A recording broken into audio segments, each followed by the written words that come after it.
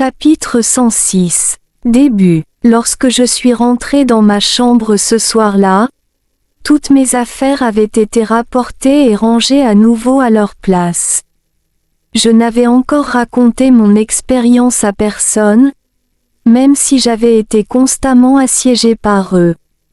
Ce qui me faisait hésiter, c'était que je ne savais pas par où commencer, car ce n'était pas le genre d'histoire qu'ils s'attendaient à entendre.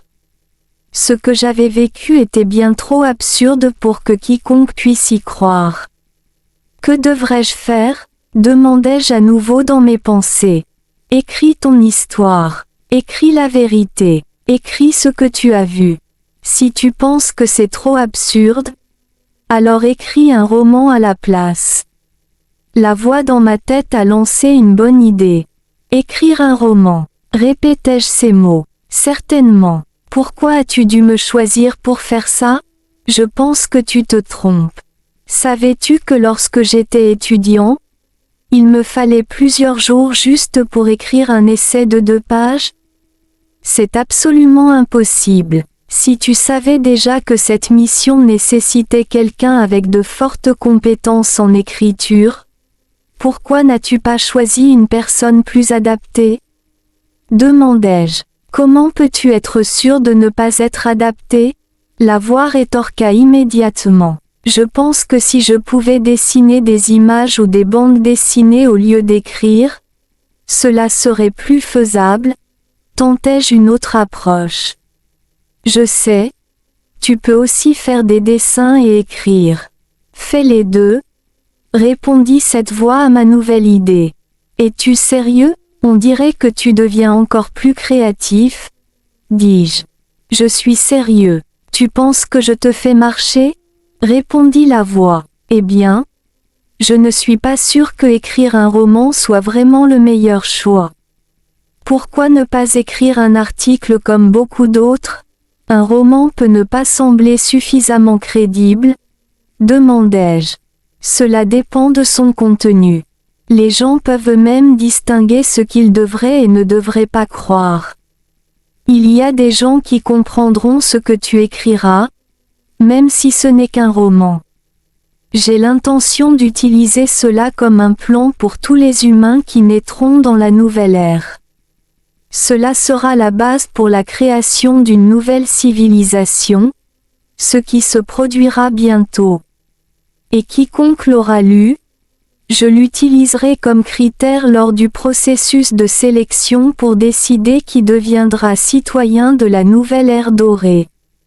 Par conséquent, quiconque lira le roman que tu es sur le point d'écrire sera privilégié. Ils survivront à toutes les menaces et dangers, et tous finiront par devenir mes représentants. Ils pourront répéter mes mots au maximum pour sortir les autres de l'obscurité vers la lumière, expliqua la voix. Je veux t'obéir dans tous les aspects, mais cela semble au-delà de mes capacités. Ne puis-je pas faire autre chose ? J'ai encore essayé de raisonner et de m'accrocher. Non, la voix sonna plus comme un ordre. C'est ta véritable nature. Tu ne peux simplement pas encore le voir, ajouta la voix. Ma véritable nature ? Demandai-je. Oui. Tu n'as pas à t'inquiéter de quoi que ce soit tant que tu communiques avec moi. Tous ceux qui ont écrit sur moi dans le passé ont écouté ma voix, continua la voix.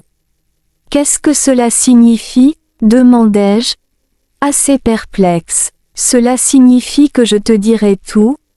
Tu n'as qu'à écouter et écrire ce que je dis. Vraiment, donc ?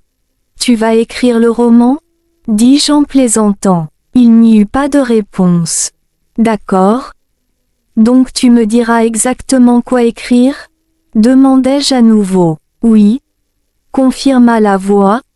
Et tu peux commencer maintenant. Oui. Mais par où devrais-je commencer ? Demandai-je. Commence par le début. Avant que tu n'arrives là-bas, suggéra la voix. Très bien. Je finis par céder et commençai à écrire. Aria Metaya. 1. Cette fille. C'était le dernier jour de travail avant les vacances du Nouvel An et l'atmosphère au bureau était chaotique. Certaines personnes se rassemblaient en petits groupes tandis que d'autres tapaient frénétiquement sur leur clavier.